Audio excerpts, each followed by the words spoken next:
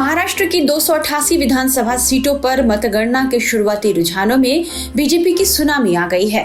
महाराष्ट्र की 288 विधानसभा सीटों पर सुबह 8 बजे से मतगणना जारी है। शुरुआती 2 घंटे में महायुति और महाविकास अघाड़ी के बीच टक्कर दिखी, लेकिन 2.5 घंटे बाद यानी सुबह 10:30 बजे के बाद बीजेपी गठबंधन रुझानों में एक तरफा जीत की ओर बढ़ता चला गया। बीजेपी अकेले दम पर सबसे बड़ी पार्टी बनती नजर आ रही है। राज्य में मुकाबला महायुति और महाविकास अघाड़ी के बीच था। अपनी जीत को लेकर बीजेपी का क्या कहना है, ये हम पहले आपको सुनाते हैं। देखिए, जब कोई भी हारता है तो वो अपनी हार के लिए कोई ना कोई बहाना बनाना शुरू कर देता है। कभी ईवीएम को बहाना बनाना और कभी बटेंगे तो कटेंगे, ये सांप्रदायिक नारा था ये कहना।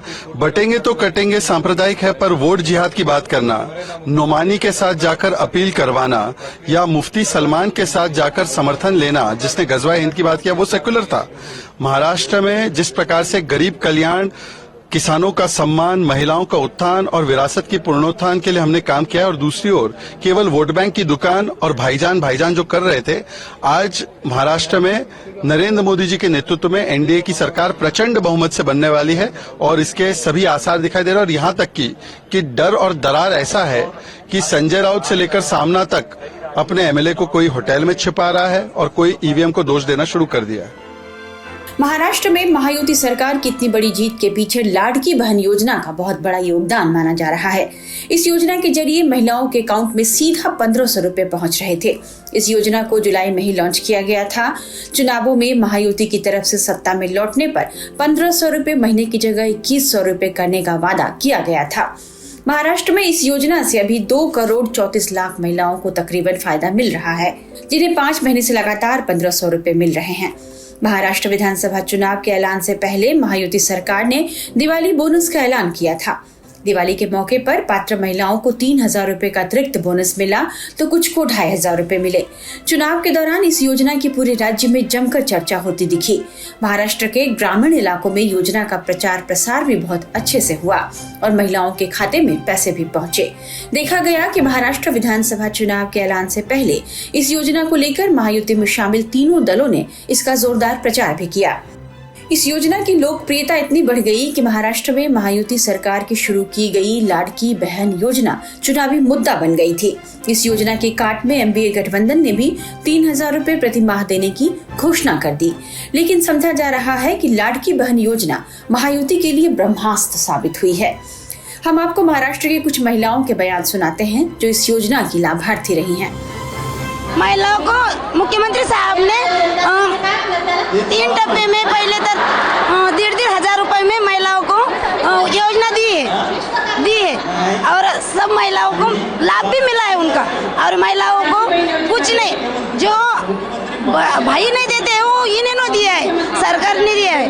पर हमारी एक समस्या है सर, हम लोग जो इतने बैठे हुए ये पूरे उम्मीद अभियान के महिलाएं, हमारा एक प्रश्न है सरकार को, जो हमें चाहिए, हमारा अधिकार है, हक है हमारा, वो हमें मिलना चाहिए।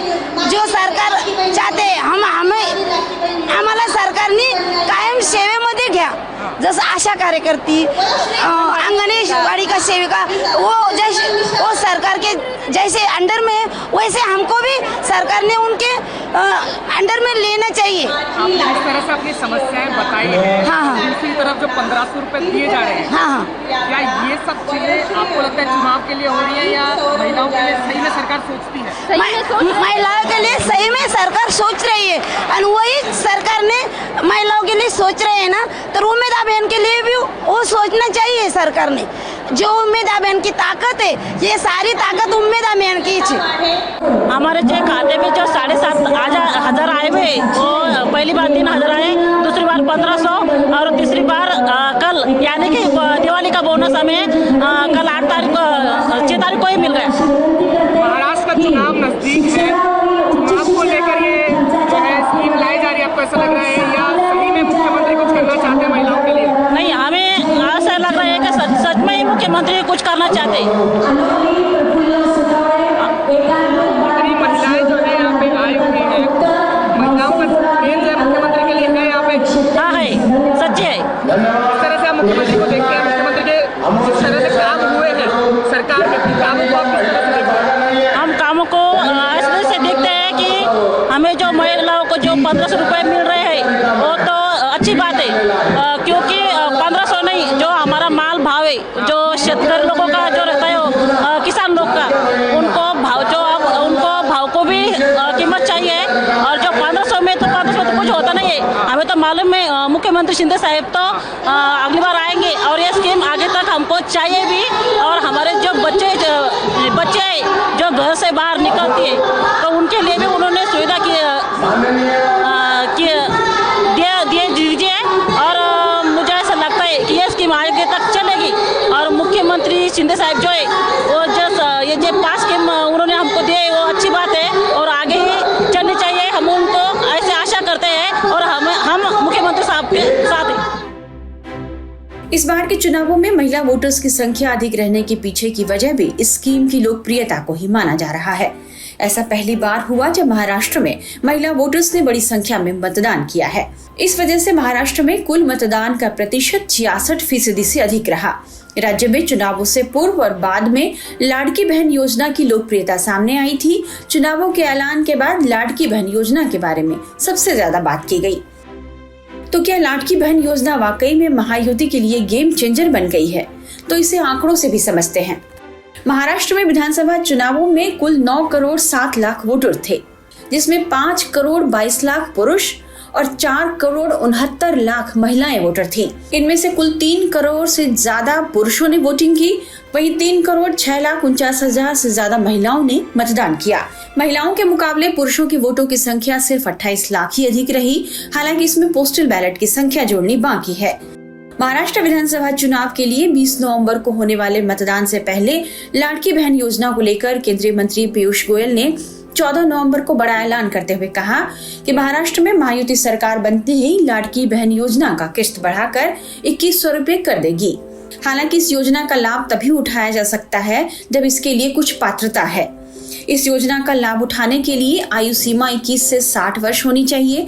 अब नए बदलाव के मुताबिक उम्र सीमा को बढ़ाकर 65 साल कर दी गई है। इस योजना का लाभ केवल वही महिलाएं उठा सकती हैं जिनकी वार्षिक आय 2.5 लाख के अंदर है। विवाहित, तलाकशुदा और निराश्रित महिलाएं इसकी पात्र हैं, लेकिन महिला आवेदक महाराष्ट्र की निवासी होनी चाहिए। देखना होगा कि यदि महाराष्ट्र में महायुति की फिर से सरकार बनती है तो लाड़की योजना को लेकर सरकार क्या कदम उठाती है।